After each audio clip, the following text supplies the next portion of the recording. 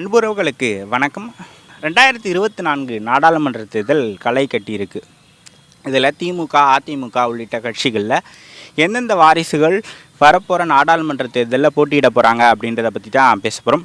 வாரிசு அரசியல் அப்படின்றது தமிழ்நாட்டிலும் சரி, இந்தியாவிலும் சரி, அது ஒரு பேசும் பொருளாக எப்பயுமே ஆகிட்டே இருக்கும். நிறைய வாரிசுகள் அரசியலில் வந்துக்கிட்டே இருக்கிறாங்க.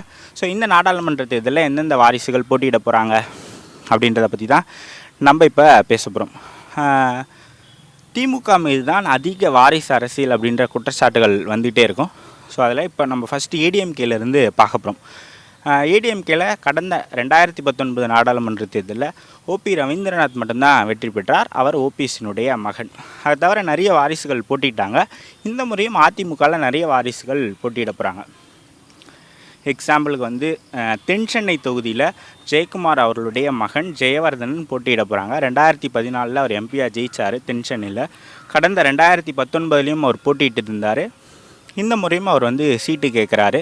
ஸோ முதல் வாரிசு ஜெயக்குமாரனுடைய மகன் ஜெயவர்தனன். இரண்டாவது ராஜன் செல்லப்பா அவர்களுடைய மகன் ராஜ் சத்யன் ஏடிஎம்கேவினுடைய ஐடி விங் செக்ரட்டரியாக இருக்கிறாரு. அவர் விருதுநகர் தொகுதியை கேட்குறாரு. திருப்பரங்குன்றம் எம்எல்ஏவாக ராஜன் செல்லப்பா இருக்கிறதுனால, ஸோ லோக்கலில் பொலிட்டிக்கல் சப்போர்ட் நல்லா இருக்கிறதுன்றதுனால அவங்க அந்த தொகுதியை கைப்பற்றணும் அப்படின்னு நினைக்கிறாங்க. கடந்த முறை அவர் மதுரை நாடாளுமன்ற தொகுதியிலிருந்து அவர் போட்டிட்டு இருந்தார். மூன்றாவது கேபி முனுசாமி அவர்களுடைய மகன் கேபி எம் சதீஷ். அவர் கிருஷ்ணகிரி நாடாளுமன்ற தொகுதியிலிருந்து வேட்பாளராக போட்டிடணும் அப்படின்ட்டு அவர் சீட்டு கேட்குறதா சொல்லப்படுது. கேபி முனுசாமி அதிமுகவினுடைய துணை பொதுச் செயலாளராக இருக்கிறார். எடப்பாடியினுடைய ஒரு ரைட் ஹேண்ட் அப்படின்னு சொல்லலாம். அந்தளவுக்கு கட்சியில் ஒரு மிகப்பெரிய பதவியிலையும் ஒரு மிக முக்கிய பொறுப்புலையும் இருக்கிறார். ஸோ அவருடைய மகனுக்கு சீட்டு கேட்குறாங்க. அது ஆல்மோஸ்ட் கன்ஃபார்ம் ஆகிடுச்சு அப்படின்னு சொல்கிறாங்க. ஸோ மூன்றாவது வாரிசு அவர். நான்காவது தருமபுரியில் முன்னாள் அமைச்சராக இருந்த கேபி அன்பழகன் அவருடைய மகன் டாக்டர் சந்திரமோகன் அவர்களுக்கு சீட்டு கேட்குறாங்க அப்படின்னு சொல்கிறாங்க. ஸோ அதுவும் ஆல்மோஸ்ட் கன்ஃபார்ம் ஆகிடுச்சு அப்படின்னு தான் சொல்கிறாங்க. ஸோ அது 4. ஐந்தாவது யார் பார்த்தீங்கன்னா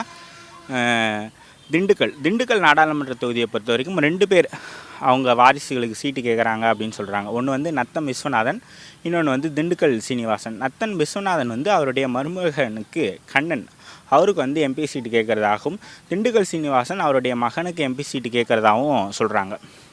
ஸோ அது 5வது. அதில் நத்தம் விஸ்வநாதன் அவர்கள் கழக துணை பொதுச் செயலாளராக இருக்கிறார். திண்டுக்கல் சீனிவாசன் கழகத்தினுடைய பொருளாளராக இருக்கிறார். ஸோ 2 பேருமே முக்கியமானவங்க தான்.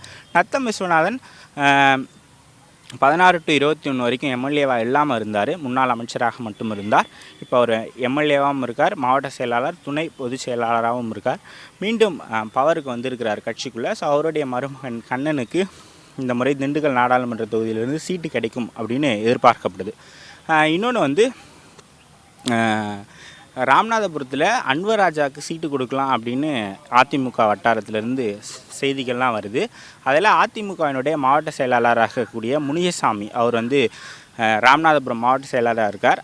அவருடைய மனைவி கிருத்திகா அவர்களுக்கு சீட்டு கேட்குறதா புஷ் பண்ணுறதா சொல்லிக்கிட்டு இருக்கிறாங்க. ஸோ அவரும் கேட்டுட்ருக்காங்க. கடந்த முறை அதிமுக களமிறக்கிய வாரிசுகள் அப்படின்னு பார்த்தீங்கன்னா 3 பேர் தான். ஜெயக்குமாரனுடைய மகன் ஜெயவர்தனன், அதுக்கப்புறமாக ராஜன் செல்லப்பாவினுடைய மகன் ராஜ் சத்யன், அதுக்கப்புறமா ஓபிஎஸ்னுடைய மகன் ஓபி ரவீந்திரநாத்.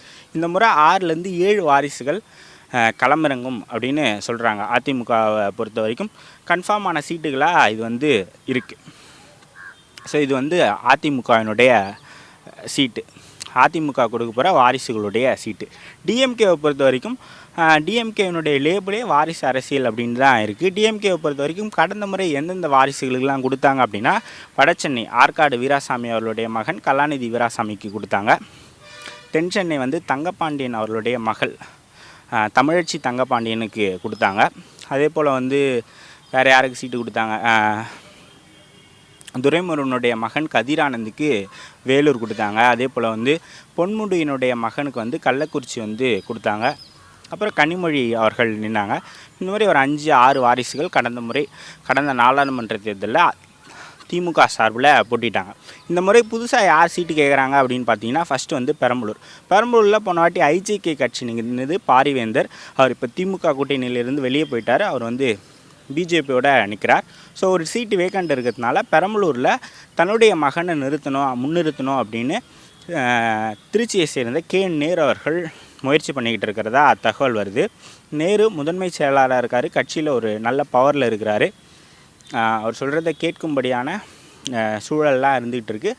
ஸோ பெரம்பலூர் சீட்டு வந்து நேருவினுடைய மகன் அருண் அவர்களுக்கு கொடுக்கப்படும் அப்படின்னு சொல்கிறாங்க. ரெண்டாவது வந்து கடலூர் எம்பியாக இருக்கக்கூடிய ரமேஷ் அவர் மீது வந்து ஒரு கொலை வழக்கு இருக்குது. அவர் இப்போ தான் ஜாமீனில் வந்தார்.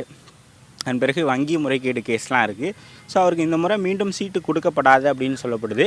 ஸோ அதனால் அந்த சீட்டை எப்படியாவது தாம் மகனுக்கு வாங்கணும் அப்படின்னு விவசாயத்துறை அமைச்சராகக்கூடிய எம்ஆர்கே பன்னீர்செல்வம் அவர் வந்து முயற்சி பண்ணிகிட்ருக்காரு அப்படின்னு சொல்கிறாங்க. ஸோ இது வந்து ரெண்டாவது.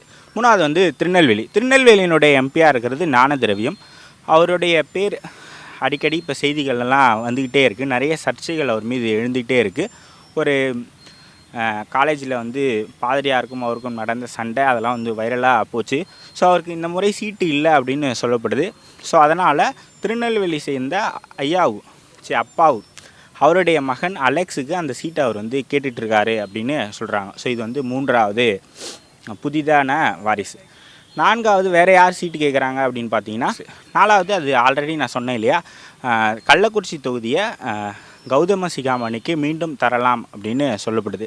ஏன்னா பொன்முடி அவர்கள் ரீசெண்டாக தான் ஒரு வழக்கில் சிக்கி தகுதி நீக்கம் பெற்றார், அமைச்சர் பதவியெல்லாம் இழந்தார்.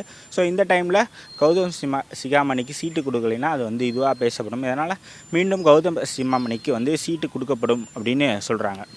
அதே போல் வந்து வேலூர் வந்து கதிரானந்த் அவர்கள் எம்பியாக இருக்கிறார். அவர் மீது நிறைய பணப்பட்டுவாடா இந்த மாதிரியான வழக்குகள்லாம் இருக்குது. ஸோ அதனால் மீண்டும் அந்த வேலூர் தொகுதியோ இல்லை வேறு ஏதாவது தொகுதியோ கதிரானந்த் அவர்களுக்கு கொடுக்கணும் அப்படின்னு சொல்கிறாங்க. அதே போல் தென் சென்னையை பொறுத்த வரைக்கும் NVN சோமு அவர்களுடைய மகள் டாக்டர் கனிமொழி NVN சோமு அவங்களும் வந்து தென் சென்னையை கேட்குறதா சொல்கிறாங்க. தமிழச்சி தங்கப்பாண்டியனுக்கோ அப்படி இல்லைன்னா NVN சோமு அவர்களுக்கோ அந்த சீட்டு ஒடுக்கப்படலாம் அப்படின்னு சொல்கிறாங்க. அதே போல் வந்து இன்னும் 2-3 செய்திகள்லாம் இருக்குது. ஏவா வேலு அவர்களும் அவளுடைய மகனுக்கு வந்து திருவண்ணாமலை சீட்டு கேட்குறதா ஒரு செய்தி வந்து இருக்குது. இந்த மாதிரி மற்ற வாரிசுகள்லாம் கேட்க போகிறாங்க. ஆல்ரெடி கொடுத்தவங்களுக்கு இந்த முறை சீட்டு இருக்குது அப்படின்னு சொல்கிறாங்க. ஆல்ரெடி கலாநிதி வீராசாமி அவர்களுக்கு கொடுத்தாங்க. ஸோ அவர் வந்து ரீட்டைன் பண்ணுவார் அப்படின்னு தான் சொல்கிறாங்க. ஒரு 4-5 பேருக்கு தான் சீட்டு வந்து மாற்ற போகிறாங்க. அது இல்லாமல் புதிய வாரிசுகள் 2-3 பேருக்கு வந்து இந்த வாட்டி கிடைக்கும் அப்படின்னு சொல்லப்படுது. ஸோ ADMK DMK 2 கட்சியிலையுமே ஒரு 6 வாரிசுகள் இந்த முறை களமிறக்கிறதுக்கான வாய்ப்புகள்லாம் இருக்குது. அதே போல் காங்கிரஸ்லேயும் சில வாரிசுகள்லாம் கேட்குறாங்க.